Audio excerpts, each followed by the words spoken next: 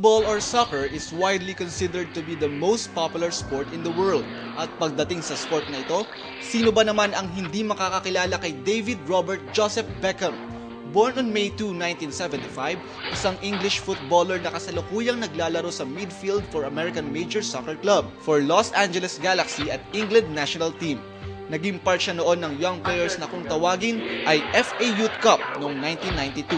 On December 7, 1994, Beckham made his UEFA Championships League debut, scoring a goal of 4-0 victory. Bagamat na-injured si Beckham noong 2002 sa Champions League, agad naman siyang bumawi sa FIFA World of the Year at 2 beses na nag-runner-up. At the year 2004, he became the highest paid footballer.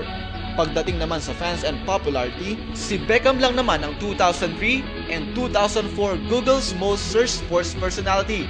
In 2007, nanalo sa kauna-unang pagkakataon ng Real Madrid sa pangunguna ni Beckham. In the year 2007, Forbes magazine reported the huge amount of sales increase.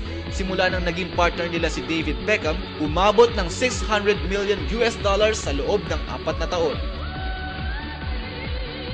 David Beckham, our sports icon.